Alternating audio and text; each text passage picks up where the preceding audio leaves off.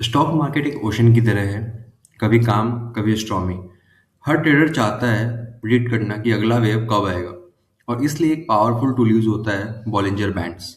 आज की इस डॉक्यूमेंट्री में हम दिखेंगे बॉलिंजर बैंड क्या होते हैं, कैसे ट्रेड करें, सबसे प्रॉफिटेबल स्ट्रेटजीज क्या है, इसके हैक्स क्या है, और इंट्राडे स्विंग और इन्वेस्टमेंट के लिए बेस्ट सेटिंग्स क्या है।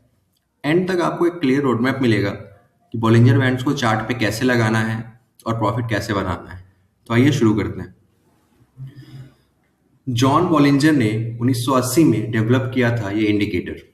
कॉन्सेप्ट सिंपल है। एक मिडिल क्लास बोल रहा हूँ, एक मिडिल लाइन होती है जो एवरेज ट्रेंड दिखाती है, और दो आउटर लाइंस होते हैं जो वोलेटिलिटी के हिसाब से एक्सपैंड और कॉन्ट्रैक्ट करती है। जब मार्केट क्वाइट होता है बैंड एक्सक्यूज करती है, जब वोलेटिलिटी बढ़ जाती है बैंड जो होते हैं ना वाइडन हो जाते हैं। ये बैंड मार्केट की ब्रीदिंग को दिखाते हैं, और इसी वजह से ये एडेप्टिव और पावरफुल हो जाते हैं। प्रॉफिटेबल स्ट्रेटजी के बारे में बात करें, सबसे पहले स्ट्रेटजी है बॉलिंजर बैंड स्क्वीज। जब बैंड टाइट हो जाते हैं, इसका मतलब है कि मार्केट एक बड़े ब्रेकआउट के लिए रेडी हो रहा है। ठीक है, बैंड जितना पतला होता जाएगा ना, उतना मार्केट में मूवमेंट आने के चांसेस बढ़ जाएंगे। एंट्री ब्रेकआउट के डायरेक्शन में होती है। ऊपर की तरफ हुआ ऊपर का ट्रेड लेंगे, नीचे की तरफ हुआ नीचे का ट्रेड लेंगे। इंट्राडे ट्रेडर्स इससे क्विक प्रॉफिट लेते हैं। ठीक है, दूसरा है मीन रिवर्सन स्ट्रेटेजी। जब प्राइस अपर बैंड टच करता है, ठीक है, जब आपका बॉलिंजर बैंड बहुत ही वाइड है और प्राइस अपर बैंड टच करता है, इसका मतलब ओवरआउट हो चुका है, नीचे गिरने के चांसेस बढ़ गए हैं। जब प्राइस लोअर बैंड टच करता है, आप मतलब आपका बॉलिंजर बैंड बहुत ही ज़्यादा वाइड हो गया है, प्राइस नीचे का बैंड टच कर रहा है, इसका मतलब मार्केट ओवरसोल्ड हो चुका है, अब ये बाउंस दे सकता है। तीसरा है ट्रेंड कंटिन्यूशन स्ट्रेटजी। अगर कैंडल पूरा बंद के बाहर क्लोज हो जाए, मतलब जो बैंड आपका बन रहा है ना बॉलिंजर बैंड का जो रेंज है आपका ऊपर नीचे, उसके बाहर कोई कैंडल बन रहा है, ठीक है, तो उसका अपोजिट ट्रेड लो।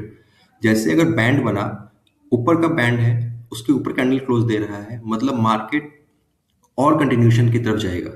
ठीक है, तो आपको बाई करना है। इस सिचुएशन में रिवर्सल के अगेंस्ट ट्रेंड करना गलत हो सकता है। और प्रॉफिट के लिए क्या हैक्स है? सिर्फ बॉलिंजर बैंड्स यूज करना काफ़ी नहीं है।